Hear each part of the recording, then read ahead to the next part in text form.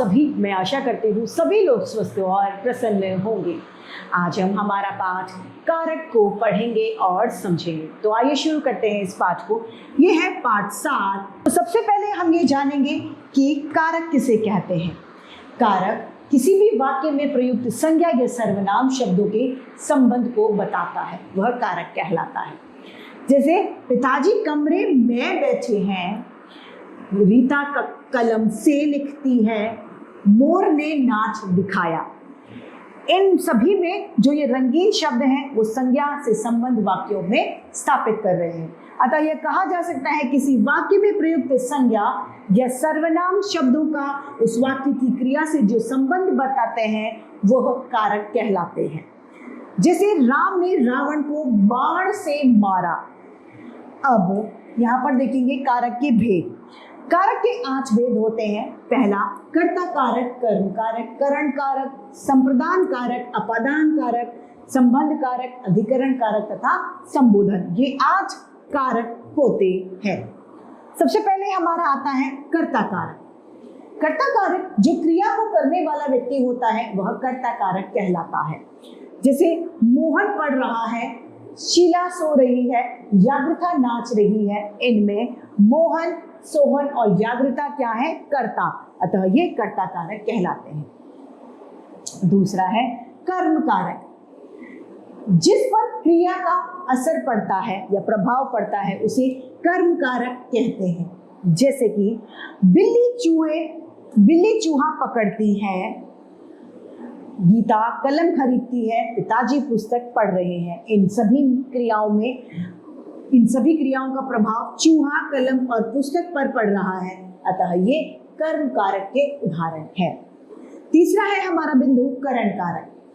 क्रिया करने के साधन को अर्थात उसकी सहायता से कार्य पूर्ण होता है उसे करण कारक कहते हैं। जैसे उसने कलम से पत्र लिखा। किससे लिखा? कलम से, यानी कलम की सहायता से उसका कार्य पूरा हुआ। रीता ने चाकू से आम काटा, विनोद बस के द्वारा आगरा गया। इनमें चाकू, कलम और बस क्रियाओं के साधन है। अतः ये करण कारक के उदाहरण है। चौथा है संप्रदान कारक।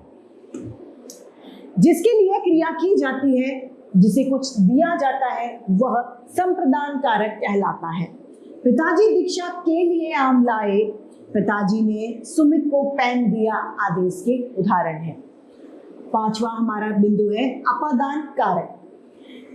जिससे किसी वस्तु का अलगाव यानी अलग होने का भाव पता चलता है वह संप्रदान कारक कहलाता है। जैसे पेड़ से पत्ता गिर गया या गिरता है, ये किसका उदाहरण है? संप्रदान कारक का।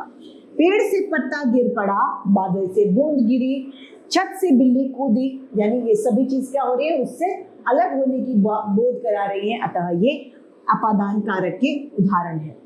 छठा है संबंध कारक।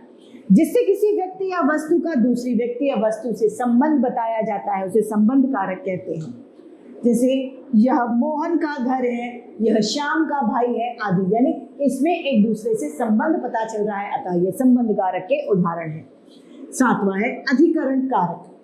जो शब्द क्रिया का आधार बताते हैं उन्हें ही अधिकरण कारक कहा जाता है। जैसे कि सड़क पर वाहन नहीं चल रहे हैं, कल रात वह कुएं में गिर पड़ी। पांचवा है हमारा संबोधन।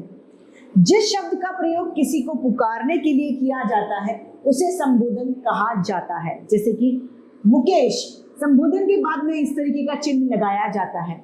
अरे सुनो, अशोक, ये सभी क्या है? संबोधन के उदाहरण हैं। अब हमारे पास कारक चिन्ह आते हैं। कारक चिन्ह को परसर्ग या विभक्ति चिन्ह भी कहा जाता है। सभी 8 कारकों के अपने अपने विभक्ति चिन्ह होते हैं। तो आइए इन्हें पढ़ते और याद करने की कोशिश करते हैं।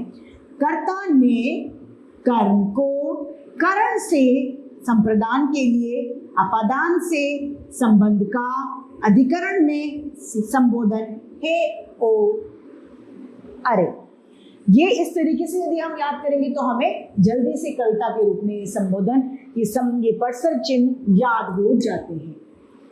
तो इसी के साथ हमारा ये पाठ समाप्त होता है। मैं उम्मीद करती हूँ सभी को ये समझ में आया होगा। आज के लिए इतना ही, फिर मिलते हैं। धन्यवाद।